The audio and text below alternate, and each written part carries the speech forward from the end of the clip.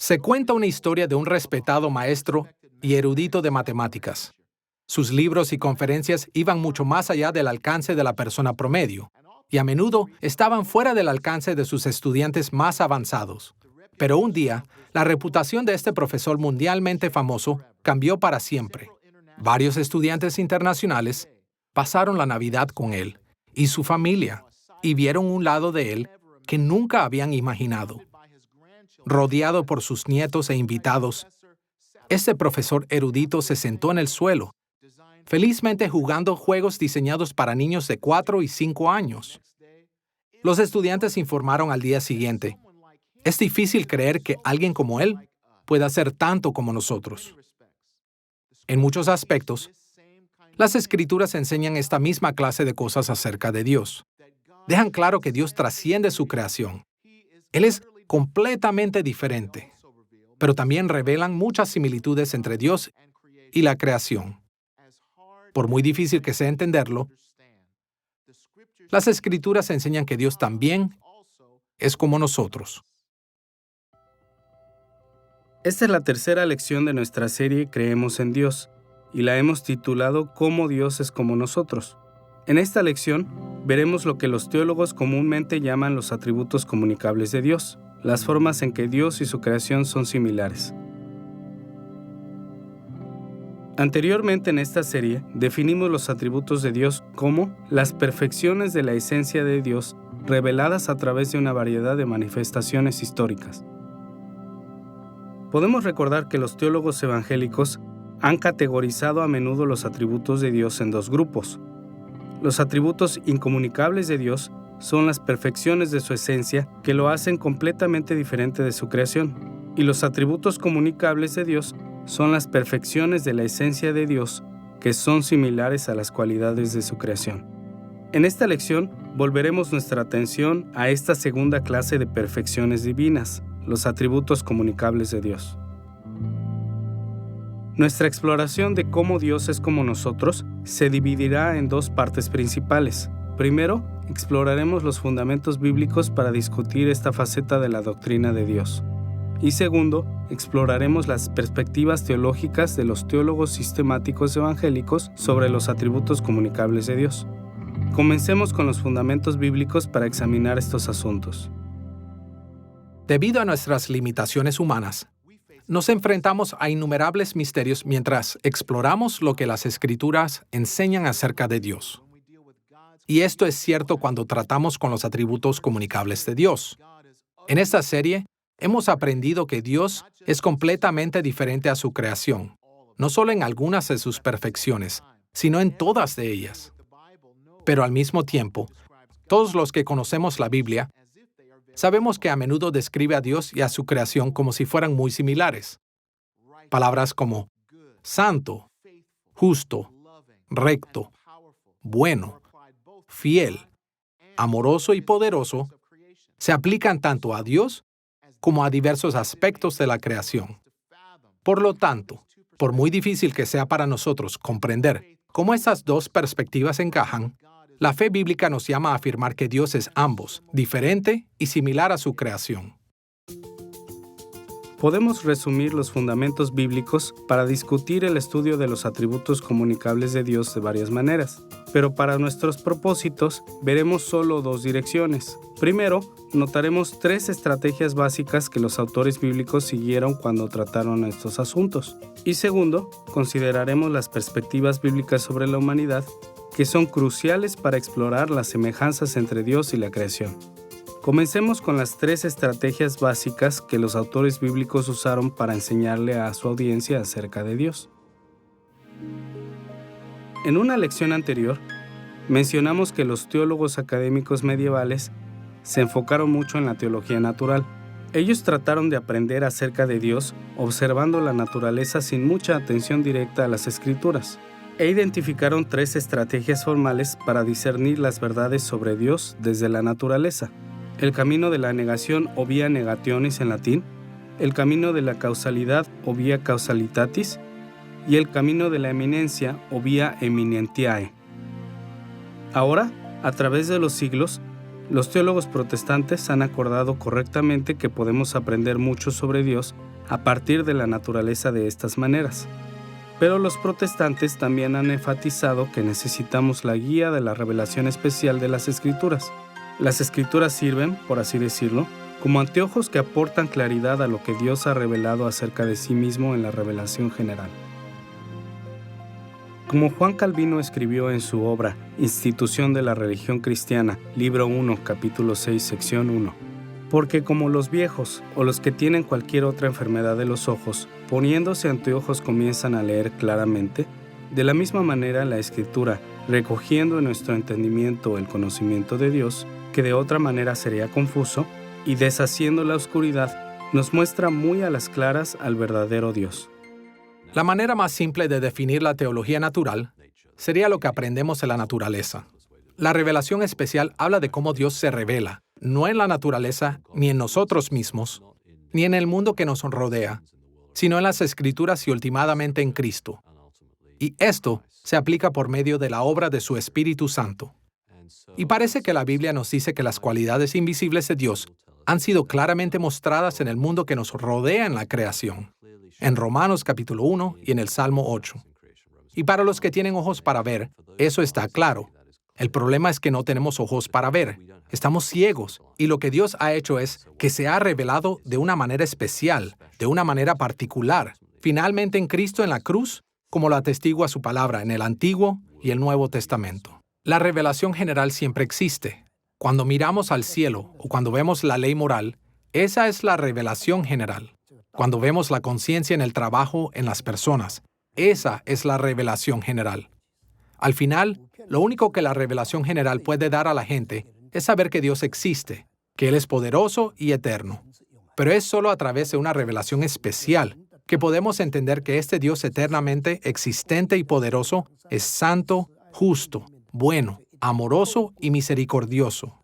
Entender la revelación especial es como encontrar la clave maestra y luego usarla para decodificar la revelación general. Todo se vuelve visible y claro después de eso. Para desempacar todo esto un poco, vamos a considerar cómo cada una de las 3 estrategias básicas aparece en las Escrituras. Primero, tocaremos brevemente el camino de la negación. En segundo lugar, examinaremos con más detenimiento el camino de la causalidad. Y tercero, notaremos la importancia del camino de la eminencia. Comencemos con el camino de la negación. En resumen, el camino de la negación equivale a inferir verdades acerca de Dios al contrastarlo con la creación. Los autores bíblicos repetidamente llamaron la atención sobre los contrastes entre Dios y su creación. No solo contrastes con el pecado y el mal, sino también con las buenas cualidades que Dios dio a su creación. Y frecuentemente honraban a Dios señalando que Él trasciende todas las comparaciones. Por esta razón, este enfoque principalmente llama nuestra atención hacia los atributos incomunicables de Dios. Pero al hacerlo, establece el escenario para nuestro enfoque en los atributos comunicables de Dios.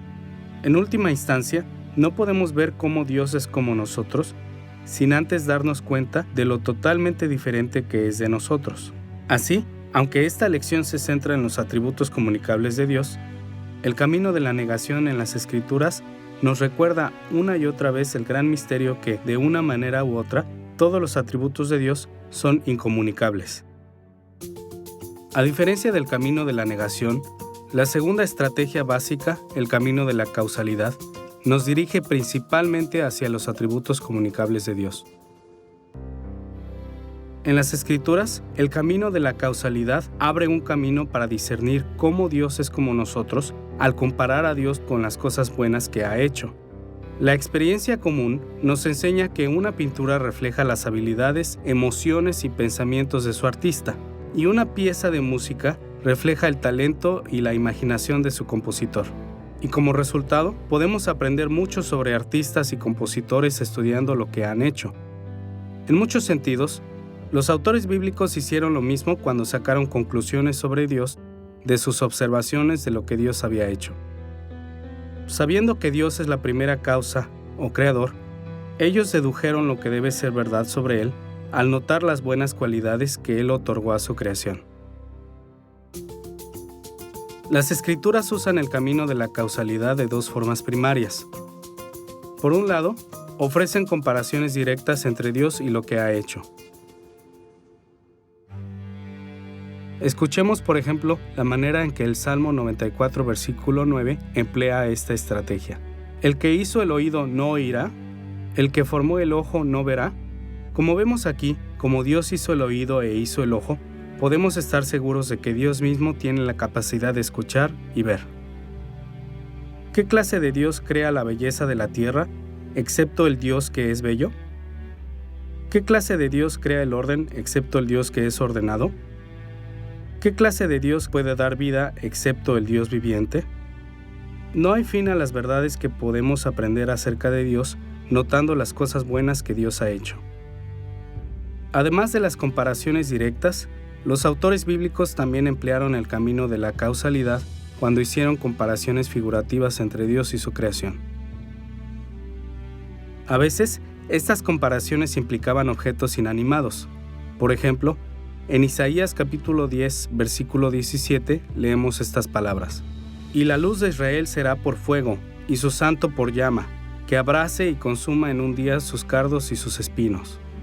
Como el contexto más amplio de este pasaje indica, Dios iba a destruir el imperio de Asiria.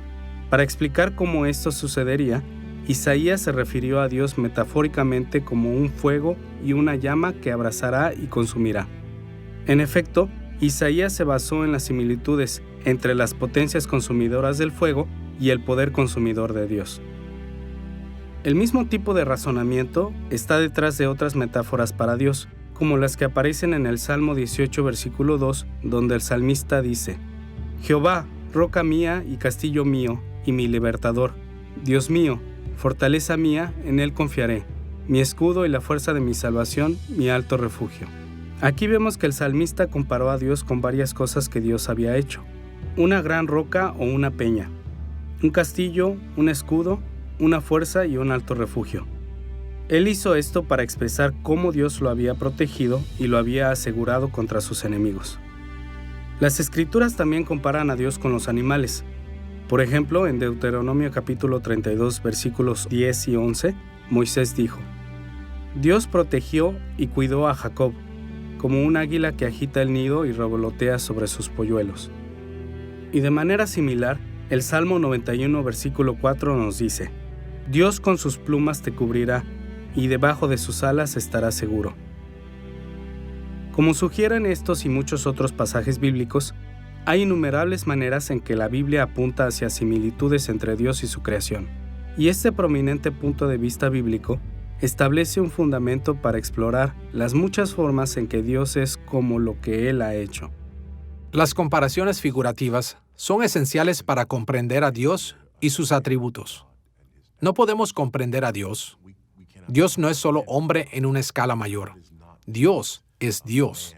Y así como Dios condesciende con nosotros y se revela a nosotros, no se revela a nosotros en formas que no podemos entender y no podemos comprender. Pero la gracia y misericordia de Dios se manifiesta mientras Dios se revela a nosotros de maneras que están conectadas con las cosas que podemos entender. Así pues, estas representaciones figurativas, estos ejemplos, estas analogías, estas metáforas, esos símiles, son la única manera que podemos comenzar a juntar los bloques de construcción para una comprensión de quién es Dios. Además de las estrategias básicas del camino de la negación y del camino de la causalidad, las Escrituras también afirman el valor de la tercera estrategia medieval, el camino de la eminencia. El camino de la eminencia significa el camino de superioridad o grandeza. Este enfoque también nos ayuda a identificar los atributos comunicables de Dios, haciendo comparaciones entre Dios y su creación. Pero esta tercera estrategia se basa en el punto de vista bíblico de que, aun cuando Dios es semejante a su creación, siempre es muy superior y mucho mayor que cualquier cosa que Él haya creado. Como Pablo lo puso en 1 de Timoteo capítulo 6, versículos 15 y 16. Dios, el bienaventurado y solo soberano, Rey de reyes y Señor de señores, el único que tiene inmortalidad, que habita en luz inaccesible, a quien ninguno de los hombres ha visto ni puede ver, al cual sea la honra y el imperio sempiterno. Al hablar de Dios como soberano, Rey y Señor, Pablo afirmó que Dios es similar a los gobernantes, reyes y señores humanos de muchas maneras. Pero observemos también cómo Pablo enfatizó la superioridad de Dios sobre todos los demás. Dios, el solo soberano, el Rey de reyes y el Señor de señores. Solo Dios tiene inmortalidad y solo Él habita en luz inaccesible. A través de las Escrituras, encontramos que Dios ha dotado a su creación con poder, complejidad, inmensidad, bondad, asombro y cosas por el estilo. Y en estas y muchas otras maneras, hay similitudes entre Dios y su creación. Pero, mientras esto es así, las Escrituras repetidamente aclaran que el poder, la complejidad, la inmensidad, la bondad y la maravilla de Dios son mucho mayores, mucho más allá de lo que existe en la creación. Y en este sentido, el camino de la eminencia en las Escrituras nos ayuda a recordar que Dios es superior a nosotros, aunque Él sea como nosotros. Así vemos que los autores bíblicos siguieron las 3 estrategias tradicionales para discernir verdades acerca de Dios: el camino de la negación, el camino de la causalidad y el camino de la eminencia. En conjunto, estas estrategias básicas establecen fundamentos bíblicos firmes para explorar cómo Dios es similar a su creación en la teología sistemática. Después de considerar las 3 estrategias básicas que ayudan a establecer los fundamentos bíblicos para discutir los atributos comunicables de Dios, veamos cómo las perspectivas cruciales de la Biblia sobre la humanidad también revelan cómo Dios es como su creación. Las Escrituras testifican que la creación en general es como Dios en muchos sentidos. Y podemos aprender mucho sobre Dios estudiando cuidadosamente su creación. Pero las Escrituras también enseñan que podemos aprender aún más acerca de Dios al reflexionar especialmente sobre los seres humanos. Dios ha concedido a la humanidad el honor de ser más como Él que cualquier otra faceta de la creación.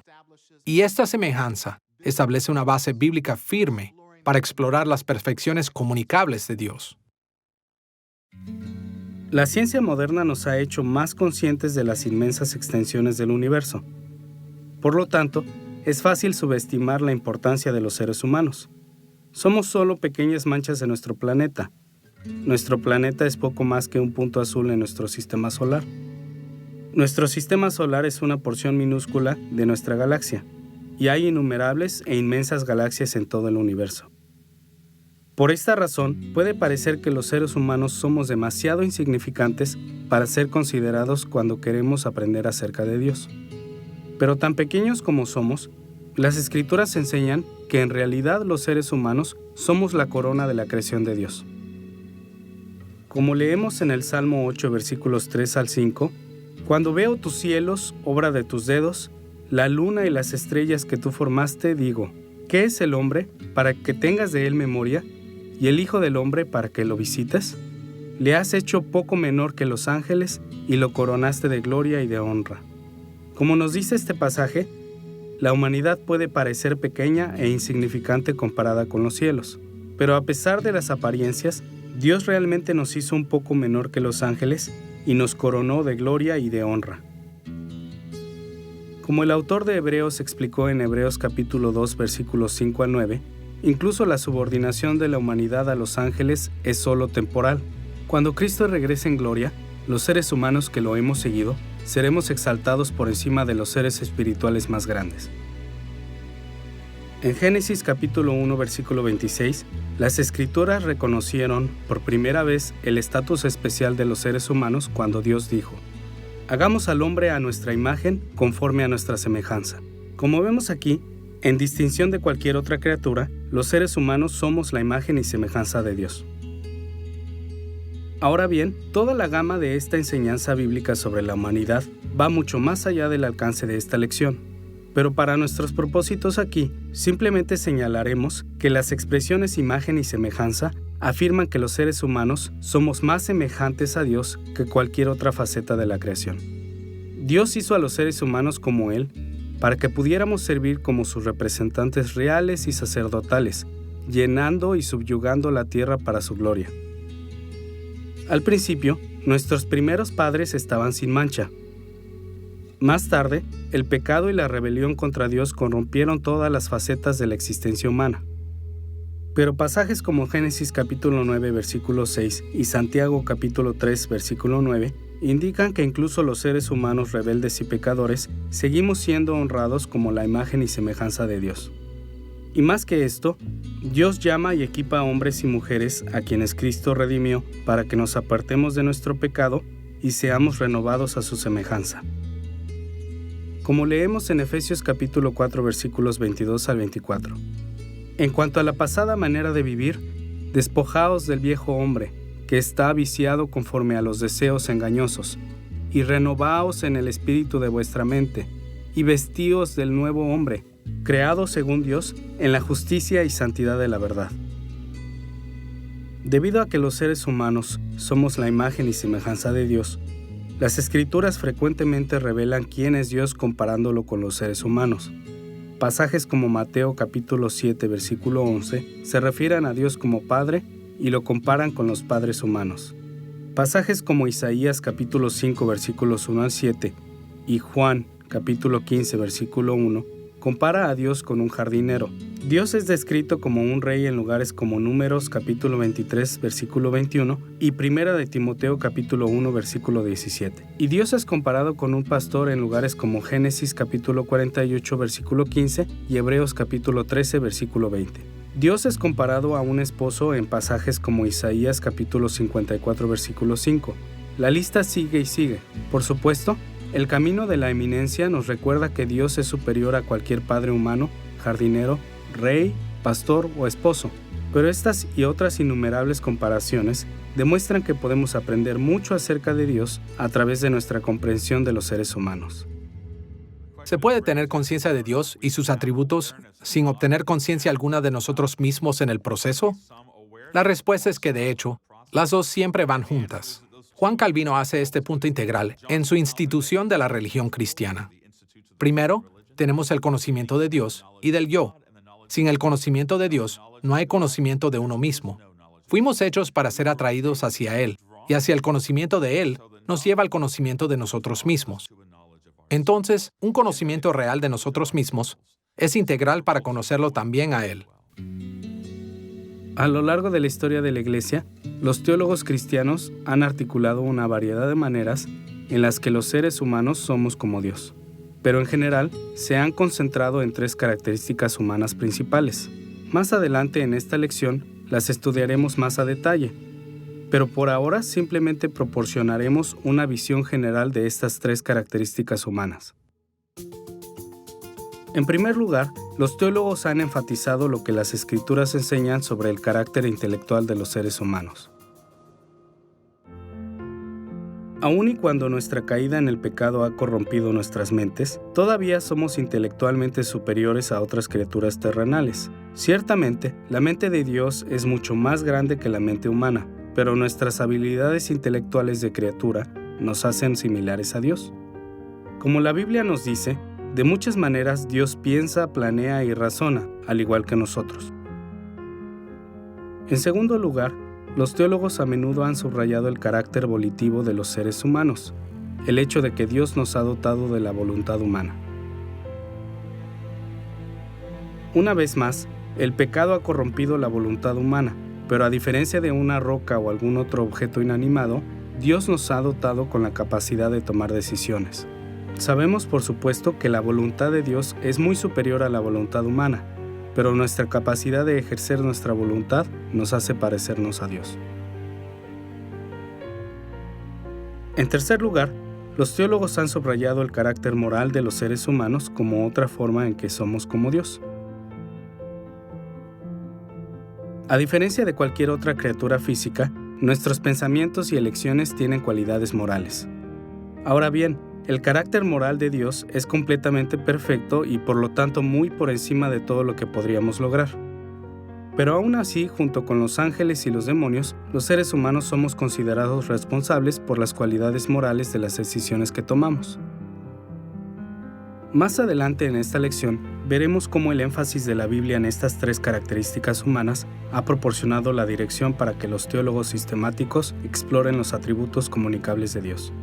Lo que las Escrituras dicen sobre las cualidades intelectuales, volitivas y morales de la existencia humana ha ocupado un lugar central en las discusiones formales de cómo Dios es como su creación. Ahora que hemos tocado los fundamentos bíblicos para explorar cómo Dios es como nosotros, podemos pasar a nuestro segundo tema principal, las perspectivas teológicas sobre este tema que se han desarrollado en la teología sistemática formal. Una cosa es reconocer las diversas formas en que las Escrituras enseñan que Dios es como su creación. Pero como veremos, es algo muy diferente entender cómo los teólogos sistemáticos han construido sobre estos fundamentos bíblicos. Los teólogos cristianos tradicionales han tratado de determinar con la mayor exactitud posible cómo las perfecciones infinitas, eternas e inmutables de Dios son comunicables. Y para hacer esto, han hecho una serie de preguntas cruciales. Por ejemplo, ¿cuáles son estos atributos? ¿Cómo se reflejan en la creación, especialmente en los seres humanos? ¿Cuál es la mejor manera de formular perspectivas coherentes sobre esta faceta de la teología propia? Hay muchas maneras de describir estas perspectivas teológicas sobre los atributos comunicables de Dios, pero tocaremos solo 4 cuestiones. Primero, resumiremos 2 procesos que los teólogos sistemáticos tradicionales han seguido al abordar este tema. Segundo, nos centraremos en varios documentos históricos que representan la corriente principal de las perspectivas protestantes sobre estas perfecciones divinas. Tercero, exploraremos la organización de los atributos comunicables de Dios en la teología sistemática tradicional. Y cuarto, tocaremos varias implicaciones de estas perspectivas formales. Empecemos por los procesos que han seguido los teólogos sistemáticos. Como dijimos en una lección anterior, uno de los mayores retos que enfrentan los teólogos sistemáticos es que las enseñanzas bíblicas sobre los atributos de Dios están esparcidas por todas las Escrituras. La Biblia nunca nos da una lista completa y autorizada de los atributos de Dios, y nunca los define ni los explica metodológicamente. Así que para cumplir su tarea, los teólogos sistemáticos han tenido que discernir estas diversas formas y colores y sintetizarlos en retratos compuestos o vitrales, por así decirlo. Estos vitrales, entonces, nos dan una visión coherente de los atributos comunicables de Dios. Para crear esta síntesis, los teólogos sistemáticos han empleado una serie de procesos. Por cuestiones de tiempo, tocaremos solo 2 de los muchos procesos que los teólogos sistemáticos han seguido. Primero, revisaremos cómo han utilizado términos técnicos. Y segundo, consideraremos cómo han formulado proposiciones teológicas. Veamos su uso de términos técnicos. Las Escrituras usan una amplia gama de vocabulario para significar las perfecciones comunicables de Dios. De hecho, los autores bíblicos a menudo utilizan diferentes expresiones para indicar los mismos conceptos. Y también usaron los mismos términos en varios pasajes para indicar conceptos diferentes. Así, para crear síntesis fieles de las enseñanzas bíblicas acerca de los atributos de Dios, los teólogos han adoptado términos técnicos. En otras palabras, han elegido utilizar ciertas expresiones y han asignado a estas expresiones significados especiales. Ahora bien, si cada teólogo sistemático usara los mismos términos técnicos de la misma manera, las discusiones formales de los atributos comunicables de Dios serían mucho más simples. Pero no lo hacen. Por ejemplo, algunos teólogos han hablado de la sabiduría de Dios como una amplia categoría que incluye el conocimiento de Dios. Pero otros teólogos han insistido en distinguir agudamente entre la sabiduría y el conocimiento de Dios. De manera similar, algunos teólogos se han referido a la bondad de Dios como una amplia categoría. Han incluido lo que las Escrituras enseñan acerca de la gracia, la misericordia y el amor de Dios y los términos y expresiones relacionadas con su bondad. Otros teólogos, sin embargo, han definido la bondad, la gracia, la misericordia y el amor de Dios de maneras muy específicas. Por estas y otras razones similares, siempre es importante no preocuparse demasiado por las palabras particulares que los teólogos sistemáticos eligen usar. El objetivo de la teología evangélica sistemática es crear resúmenes fieles de los conceptos de las Escrituras, no imitar el diverso vocabulario de las Escrituras. Y los conceptos bíblicos acerca de Dios pueden expresarse en una variedad de términos técnicos. Los teólogos han organizado los atributos de Dios de muchas maneras diferentes. Y realmente, todo esto es una forma de entender mejor quién es Dios. Cuando hablamos de los atributos comunicables de Dios, cosas como el amor o la verdad, por ejemplo, hay muchas otras cosas que podríamos enumerar. Algunas personas tienen listas pequeñas, otras grandes. En todas esas maneras diferentes, la manera más simple de pensar en ello es: ¿cuáles son las cosas que los seres humanos están destinados a hacer y a hacer que son semejantes a lo que Dios es y a lo que Dios hace? Además del proceso de emplear términos técnicos de varias maneras, debemos también destacar cómo los teólogos sistemáticos han utilizado proposiciones teológicas para explicar cómo Dios es como nosotros. Las proposiciones teológicas son los pilares básicos de todas las facetas de la teología sistemática. En términos generales, una proposición teológica es una oración que afirma, tan directamente como sea posible, por lo menos una afirmación teológica verdadera. Ahora bien, este enfoque directo de los atributos comunicables de Dios parece bastante simple, pero las Escrituras revelan los atributos comunicables de Dios en muchos géneros diferentes: narrativa, poesía, ley, profecía, epístolas y así sucesivamente. Y cada uno de estos géneros tiene maneras diferentes de expresar verdades acerca de Dios. Así, para crear presentaciones lógicamente coherentes de estas enseñanzas bíblicas, los teólogos sistemáticos han tenido que inferir proposiciones teológicas de cada género bíblico. Este proceso de inferir proposiciones teológicas es más fácil con algunos pasajes bíblicos que con otros. Por ejemplo, las Escrituras contienen muchas afirmaciones que ya están en forma de proposiciones acerca de las perfecciones de Dios. Los cantos poéticos de David en el Salmo 34, versículo 8, nos dicen: «Es bueno Jehová». En la epístola de Primera de Juan capítulo 4, versículo 8, leemos que Dios es amor. Esta clase de proposiciones bíblicas encajan fácilmente en discusiones teológicas formales sobre los atributos comunicables de Dios. Otras escrituras ofrecen lo que equivale a descripciones más bien directas de Dios. Por ejemplo, en el libro profético de Isaías, en el capítulo 1, versículo 4, encontramos que Dios es descrito como el Santo. No es difícil ver cómo los teólogos sistemáticos han transformado esta descripción en la sencilla afirmación Dios es santo. Y en el género de la ley en Deuteronomio capítulo 7, versículo 9, Dios es descrito como el Dios fiel.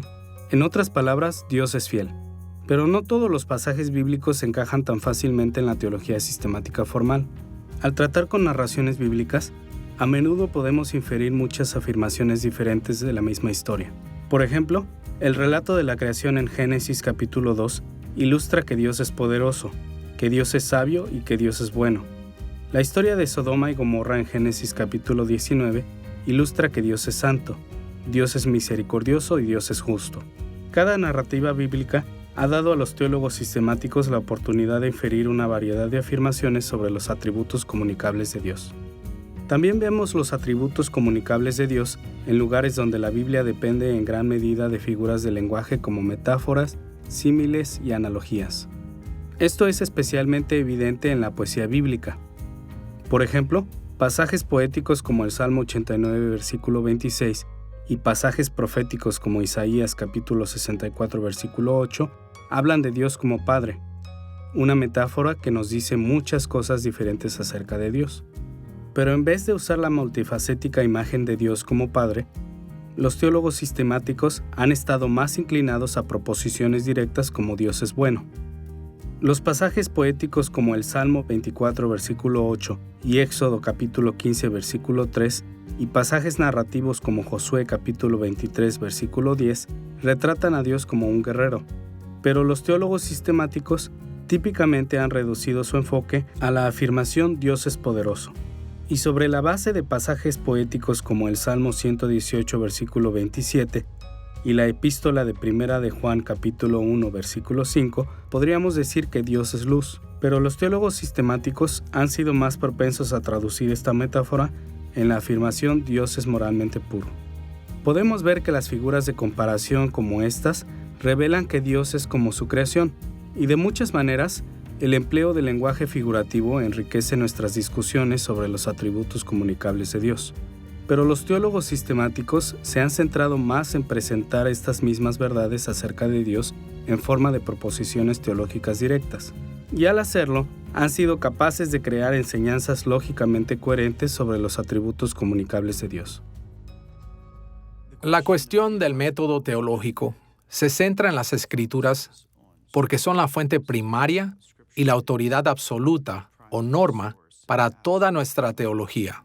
Y cuando vamos a ella, siempre estamos tratando de hacer la pregunta, la cuestión teológica de las Escrituras. ¿Qué es lo que nos está enseñando aquí? Ahora, cuando lo hacemos, a medida que nos introducimos en las Escrituras, lo que inmediatamente encontramos es que no son un manual de teología sistemática o algo parecido. Las Escrituras tienen una narrativa general estructurada y, por supuesto, la mayoría son narrativas en un sentido más estricto o propio. También tenemos los salmos, parábolas y muchos otros géneros que encontramos ahí. Por lo tanto, nos enfrentamos a importantes preguntas exegéticas acerca de cómo pasar de la comprensión del texto, tal como se nos ha dado, a los tipos de doctrina, obteniendo la enseñanza de ese texto de tal manera que pueda ser útil para la formulación y argumentación teológica. Y hay, por supuesto, declaraciones en las Escrituras que son muy directas acerca de Dios. Pero mucha de la teología que se nos da en las Escrituras, en realidad requiere trabajar ese tipo de conclusiones basadas en lo que ha sido escrito. Pero tenemos que emplear ciertos principios exegéticos básicos para entender el texto correctamente en sus propios términos.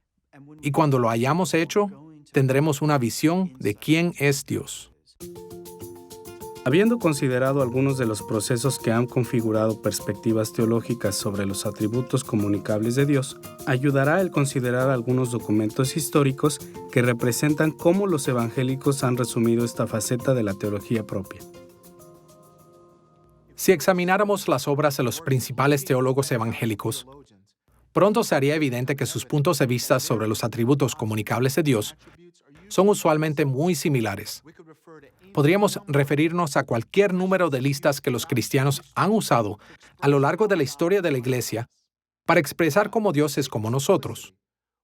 Pero solo consideraremos los 3 documentos históricos que hemos mencionado varias veces en esta serie. Estos documentos representan formas comunes en las que los evangélicos han desarrollado resúmenes formales de las perfecciones comunicables de Dios.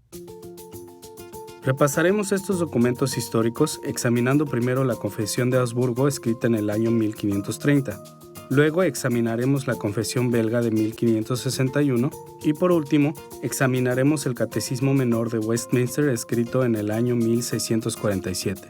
Comencemos con la Confesión Luterana de Augsburgo. Recordemos cómo el primer artículo de la Confesión de Augsburgo resume los atributos de Dios. Hay una esencia divina que se llama y que es Dios, eterno, incorpóreo, sin partes, de poder, sabiduría y bondad infinitos. Este artículo primero menciona elementos que comúnmente han sido identificados como atributos incomunicables de Dios, es decir, cómo es diferente de su creación. Pero la confesión también menciona el poder, sabiduría y bondad de Dios. Estos 3 atributos se identifican comúnmente como atributos comunicables, o formas en que Dios es como su creación y especialmente como los seres humanos. Dios ha dotado a la creación de cada una de estas perfecciones, pero a menor escala. Pasajes como el Salmo 68, versículos 34 y 35, enseñan que Dios posee poder y que ha dotado a su creación con un poder similar, aunque menor.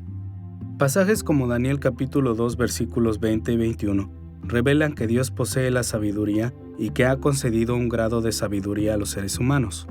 Y pasajes como el Salmo 119, versículo 68, y 2 de Pedro capítulo 1, versículos 3 al 5, indican no solo que Dios es bueno, sino también que Él ha puesto la bondad en su creación. Así, basándonos en las enseñanzas de las Escrituras, podemos decir con razón que el poder de Dios, su sabiduría y su bondad son todos atributos comunicables. Con la lista de los atributos comunicables de Dios de la Confesión de Augsburgo en mente, pasemos a nuestro segundo documento histórico, la confesión belga, y recordemos cómo presenta los atributos de Dios. En el primer artículo de la confesión belga leemos estas palabras: hay un ser espiritual, único y simple, al que llamamos Dios, eterno, incomprensible, invisible, inmutable, infinito, todopoderoso, perfectamente sabio, justo, bueno y fuente superabundante de todos los bienes. Este artículo de la confesión belga resume los atributos de Dios en 10 términos. Los primeros 6 se asocian comúnmente con los atributos incomunicables de Dios. Los atributos restantes, todopoderoso, perfectamente sabio, justo y bueno, se identifican comúnmente con los atributos comunicables de Dios. Al igual que la confesión de Augsburgo, la confesión belga menciona que Dios es omnipotente o que Dios tiene poder, que es sabio y que es bueno. Pero también añade un atributo más cuando dice que Dios es justo o recto, como puede ser traducido. En apoyo de este atributo comunicable, las Escrituras frecuentemente hablan de Dios como justo o recto en lugares como el Salmo 7, versículo 9, y pasajes como Oseas capítulo 12, versículo 6, y 2 de Timoteo capítulo 3, versículo 16, enseñan que los seres humanos pueden ser justos o rectos en una escala humana. Por lo tanto, además del poder, sabiduría y bondad, ciertamente es apropiado contar la justicia como un atributo comunicable de Dios. Esto nos lleva a nuestro tercer documento histórico representativo. Al igual que la Confesión de Augsburgo y la Confesión belga, el Catecismo Menor de Westminster también enumera los atributos comunicables de Dios. A la cuarta pregunta del Catecismo Menor, ¿qué es Dios?, el Catecismo responde: Dios es un espíritu, infinito, eterno e inmutable en su ser, sabiduría, poder, santidad, bondad, justicia y verdad. Las últimas 7 de estas perfecciones divinas son comunicables: el ser de Dios, la sabiduría, el poder, la santidad, la justicia, la bondad y la verdad. Al igual que la Confesión de Augsburgo y la Confesión belga, el Catecismo Menor menciona la sabiduría, el poder y la bondad. También refleja la Confesión belga al incluir la justicia, pero el Catecismo añade ser o la existencia de Dios, la santidad de Dios y la verdad o fidelidad de Dios. Pasajes como Génesis capítulo 1 versículo 1 y Juan capítulo 1 versículo 3 dejan claro que el ser o la existencia de la creación es secundaria y depende del ser de Dios, pero todavía existen en formas que son similares a Dios. Según Efesios capítulo 4 versículo 24, la santidad es una cualidad de Dios que se refleja en varios aspectos de la creación, incluyendo a los seres humanos. Y en las Escrituras como el Salmo 25 versículo 5, la verdad o la fidelidad no es solo una perfección de Dios, sino que también se concede a los seres humanos. Dios puede comunicarnos ciertos atributos de su ser, su amor, su compasión, su santidad, su justicia y probablemente la descripción más sencilla de esto está escrita en el Catecismo Menor de Westminster. Cuando pregunta ¿qué es Dios?, a lo que responde: Dios es espíritu, infinito, eterno e inmutable. Estos son los 3 atributos no transmisibles o incomunicables. Y los atributos comunicables de Dios son su ser, sabiduría, poder, santidad, justicia, bondad y verdad. Así podemos participar con Él en esos últimos atributos, pero no podemos ser infinitos, eternos o inmutables. Y por supuesto, lo glorificamos por su infinita, eterna e inmutable grandeza en la que no participamos. Así como lo glorificamos por permitirnos participar en su carácter, en cuanto a su ser, su sabiduría, su poder, su santidad, su justicia, su bondad y su verdad. Estas listas son representativas de las perspectivas evangélicas protestantes sobre estos asuntos. Sin embargo, debemos añadir que estos documentos no contienen todos los atributos comunicables que los teólogos han asignado a Dios. Los teólogos individuales se han referido a menudo a otros atributos comunicables también. Por ejemplo, como mencionamos anteriormente, es común ver el conocimiento de Dios listado como un atributo comunicable. Y en pasajes como Colosenses capítulo 1 versículo 10, encontramos que tanto Dios como los seres humanos exhibimos conocimiento. La misericordia de Dios a menudo se cuenta en esta clase de perfecciones divinas porque las Escrituras aclaran, en lugares como Lucas capítulo 6, versículo 36, que tanto Dios como los seres humanos somos misericordiosos. Por supuesto, las Escrituras también enfatizan el amor de Dios como un atributo comunicable en pasajes como Deuteronomio capítulo 7, versículo 9. Después de ver los procesos que siguen tanto los teólogos como varios documentos históricos representativos, veamos una tercera faceta de las perspectivas teológicas sobre los atributos comunicables de Dios, la organización de estos asuntos en la teología sistemática. Como hemos visto, diferentes documentos históricos representativos y teólogos destacados han enumerado los atributos comunicables de Dios de diferentes maneras. Desafortunadamente, esta variedad lleva a menudo a los estudiantes inexpertos a debatir sobre qué lista de estos atributos divinos es correcta. Pero en realidad, hay una organización subyacente a los atributos comunicables de Dios, y esta organización lógica nos ayuda a ver que hay realmente mucha unidad entre los evangélicos sobre cómo Dios es como nosotros. Anteriormente en esta lección, vimos que los seres humanos tienen el privilegio de ser como Dios más que cualquier otra criatura. Y por esta razón, las Escrituras a menudo describen a Dios en términos de características humanas. En muchos aspectos, este enfoque bíblico sobre las similitudes entre Dios y la humanidad ha sido crucial para organizar los atributos comunicables de Dios en la teología sistemática. Teólogos sistemáticos a lo largo de los siglos, credos, confesiones y similares, han organizado los atributos comunicables de Dios, pero en general, cuando observamos y comenzamos a hacer preguntas de por qué se toma este primero, este otro en segundo lugar y este en tercero, el principio principal que aparece una y otra vez de diferentes maneras es que la gente organiza los atributos comunicables de Dios de acuerdo con las maneras en que entienden quiénes son las personas. Y la razón de esto es porque somos la imagen y la semejanza de Dios, y los atributos comunicables de Dios son las formas en que Él es como nosotros. Quiero decir, el hecho es que la Biblia no nos da una lista de los atributos comunicables de Dios. Los inferimos de las Escrituras, y cuando usamos la conexión o la similitud entre Dios y la gente como nuestra manera de pensar acerca de estos atributos de Dios, entonces lo que pensamos acerca de las personas afecta la organización de lo que hacemos. Todos sabemos que las ciencias modernas como la biología, la antropología, la psicología y la sociología han ofrecido muchas formas diferentes de entender lo que significa ser humano. Algunas de estas perspectivas modernas tienen mucho que ofrecer. Otras malinterpretan la verdadera naturaleza de la humanidad. Pero, como mencionamos antes, la teología sistemática tradicional se ha concentrado en tres maneras principales en que los seres humanos son únicos como Dios: nuestras capacidades intelectuales, nuestras capacidades volitivas y nuestro carácter moral. Esta triple evaluación de lo que significa ser hecho a imagen de Dios ha influenciado profundamente cómo los teólogos sistemáticos han organizado los atributos comunicables de Dios. En general, todas las perfecciones comunicables de Dios pueden agruparse en tres grandes categorías de atributos divinos que corresponden a las formas en que la humanidad es como Dios: los atributos intelectuales de Dios, sus atributos volitivos y sus atributos morales.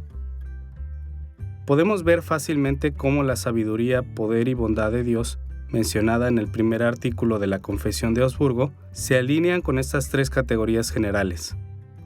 La sabiduría trata con la mente de Dios y representa los atributos intelectuales de Dios. El poder se ocupa de la voluntad de Dios y representa los atributos volitivos de Dios.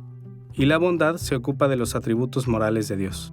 Lo mismo puede decirse de los 4 atributos comunicables enumerados en la Confesión belga. El término sabio cae en la categoría de los atributos intelectuales de Dios. Fuerte representa los atributos volitivos de Dios. Y los términos justo o recto y bueno representan los atributos morales de Dios. De manera similar, la cuarta respuesta del Catecismo Menor de Westminster sigue un patrón similar. Después de la categoría algo inusual del ser o existencia de Dios, la sabiduría representa los atributos intelectuales de Dios.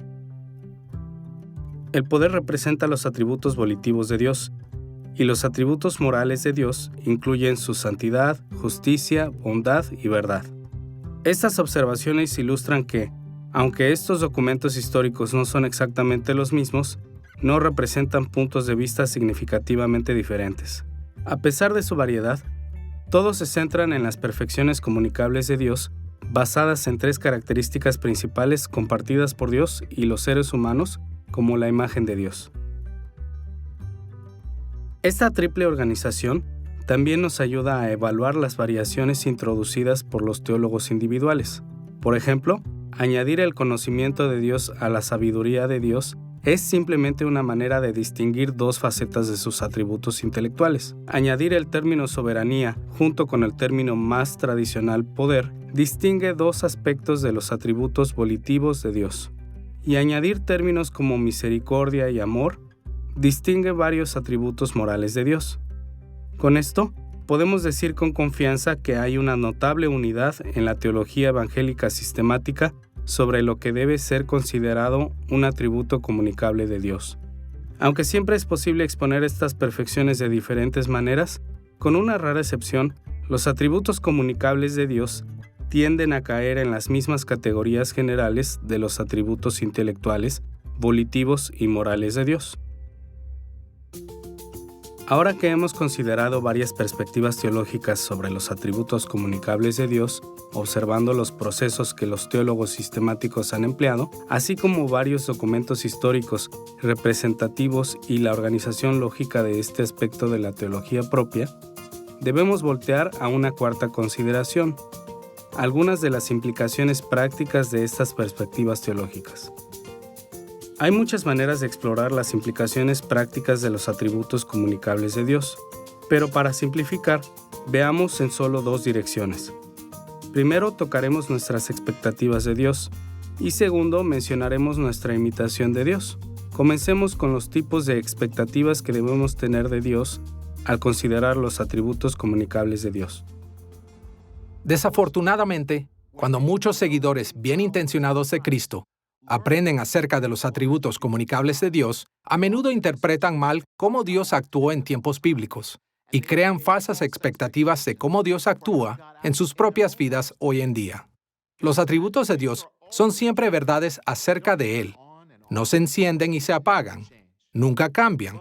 Pero esto no significa que todos los atributos comunicables de Dios son obvios para todos en cada momento de cada día.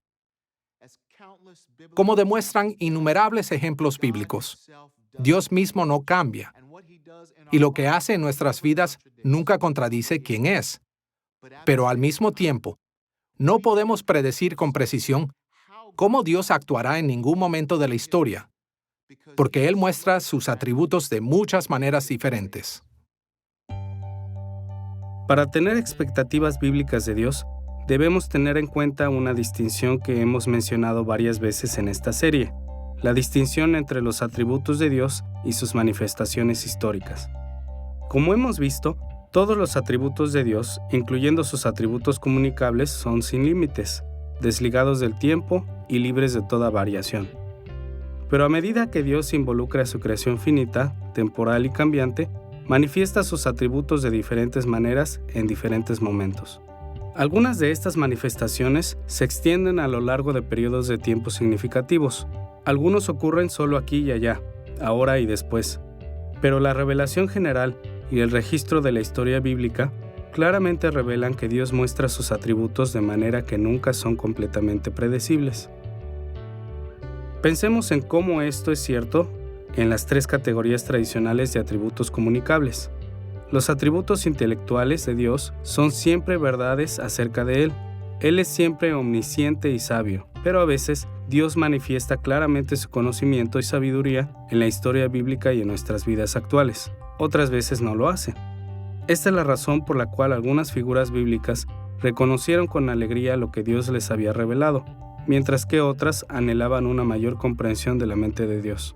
De la misma manera, los atributos volitivos de Dios nunca varían. Siempre es poderoso. Pero a través de la historia bíblica y también en nuestras propias vidas, a veces Dios muestra grandes medidas de su poder y otras veces no lo hace. Esta es la razón por la cual los personajes bíblicos a veces levantaban sus voces en alabanza por los poderosos hechos de Dios, pero en otras ocasiones clamaban a Dios que revelara su poder mientras ellos sufrían bajo la tiranía de sus enemigos. Y lo mismo se puede decir de los atributos inmutables morales de Dios. Dios siempre es bueno, santo, justo, verdadero, amoroso, misericordioso y lleno de gracia. Pero la historia bíblica y nuestra propia experiencia humana dejan poca duda de que Dios claramente muestra estos atributos morales de diferentes maneras. A veces, su bondad es fácil de ver, pero en otras ocasiones, su bondad es difícil de discernir.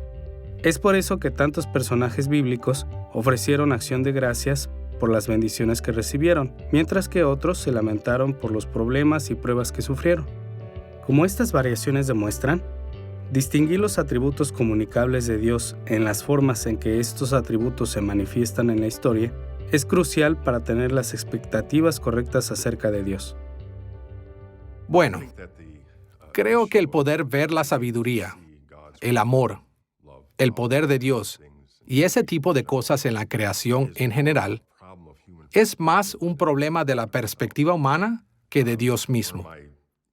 Uno de mis muy necesarios recordatorios de las Escrituras viene del Salmo 73, donde el salmista comienza con un lamento sobre la prosperidad de los ricos y malvados y ese tipo de cosas.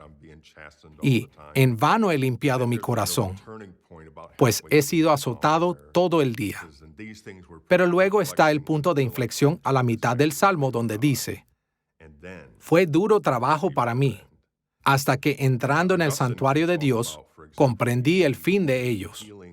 Agustín puede hablar, por ejemplo, de la necesidad de la sanación del alma, que el pecado ha hecho tanto en nosotros que pensamos, procesamos, entendemos las cosas mal, porque nuestras almas necesitan la sanidad de Dios. Y es solo cuando Dios hace una obra que realmente podemos percibir e interpretar apropiadamente. Por lo tanto, el problema no es con Dios, sino con nuestra percepción. Y solo puedo decir que cuando una persona se acerca a Dios, simplemente empieza a ver más claramente cómo se desarrollan estos atributos ideales y las obras de Dios. Pero no es problema de Dios, es nuestro. Las implicaciones prácticas de los atributos comunicables de Dios no solo afectan a nuestras expectativas de Dios, también señalan la importancia de nuestra imitación de Dios. Las Escrituras nunca llaman a la gente a tratar de imitar o parecerse a los atributos incomunicables de Dios. No nos exhortan a ser infinitos, eternos o inmutables.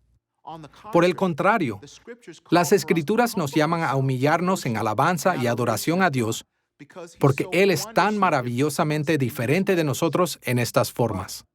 Pero las implicaciones prácticas de los atributos comunicables de Dios van en una dirección diferente. Por supuesto, debemos adorar a Dios por estas perfecciones, pero una y otra vez, las Escrituras nos invitan a imitar los atributos comunicables de Dios.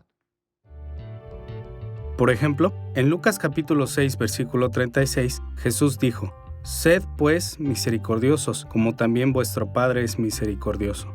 Aquí, Jesús dijo a sus discípulos que imitaran la misericordia de Dios, y estableció el estándar para lo que la misericordia humana debe ser. Debe ser como el atributo moral de la misericordia de Dios.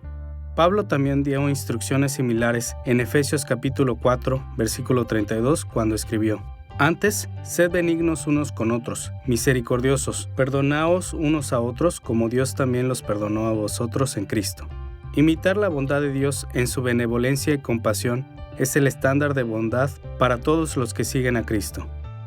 De manera similar, 1 de Pedro capítulo 1 versículos 15 y 16 nos dice, «Sino como aquel que os llamó es santo, sed también vosotros santos en toda vuestra manera de vivir, porque escrito está, sed santos porque yo soy santo». Aquí el autor interpretó el llamado frecuente a la santidad que se encuentra en el libro de Levítico, como un llamado a ser como Dios. Las Escrituras son claras de que Dios es santo. Y en 1 de Pedro, somos llamados a ser santos porque Él es santo. Un pastor me dijo una vez que somos las únicas personas en el planeta que pueden reflejar esta naturaleza del carácter de Dios, que es su santidad.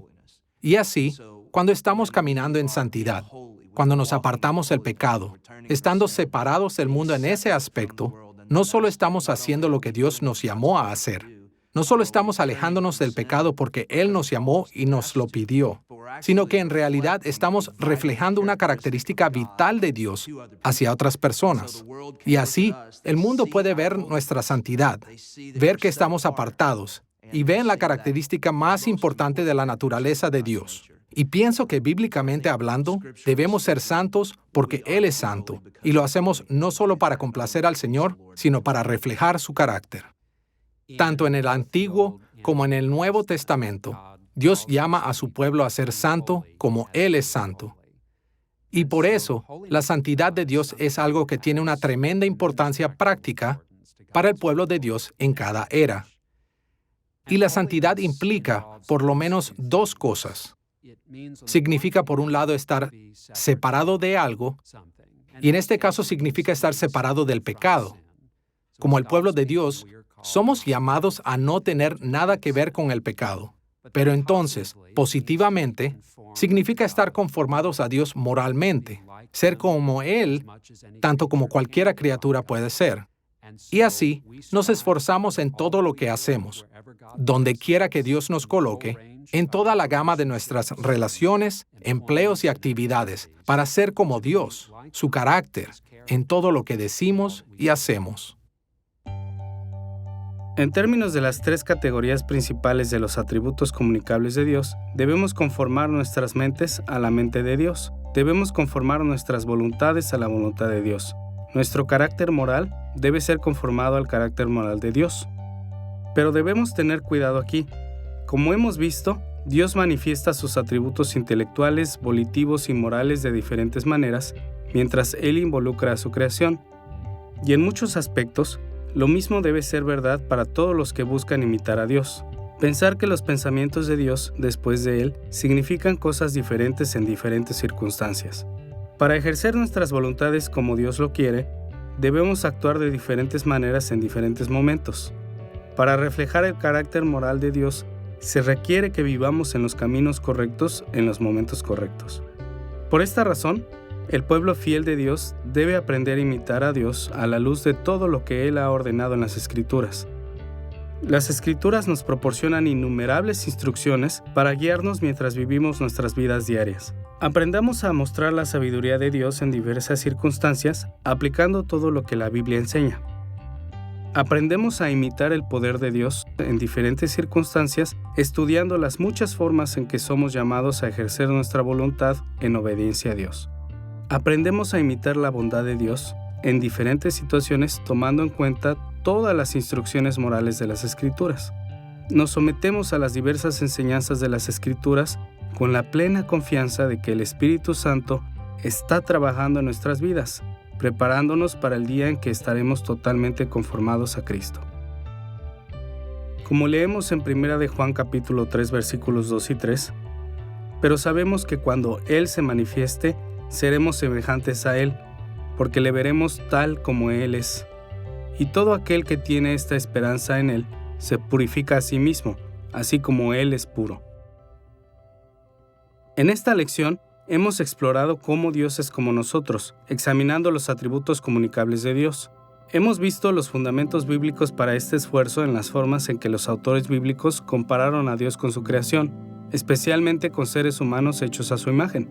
Y más allá de esto, también hemos investigado cómo los teólogos sistemáticos han desarrollado una serie de perspectivas teológicas formales sobre estos atributos divinos. Hemos notado los procesos que usan, listas representativas en documentos históricos, su organización lógica de los atributos comunicables de Dios y algunas de las implicaciones prácticas de estas perspectivas teológicas para los seguidores de Cristo.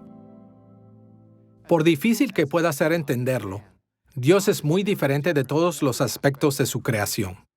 Pero como hemos visto en esta lección, Él también es como nosotros en muchas maneras. Y lo que hemos visto en esta lección sobre los atributos comunicables de Dios es mucho más que mera teoría. A medida que comprendemos esta faceta de la doctrina de Dios, entendemos más profundamente quién es Dios. Y también entendemos más plenamente el tipo de personas que Dios quiere que seamos todos los días de nuestras vidas.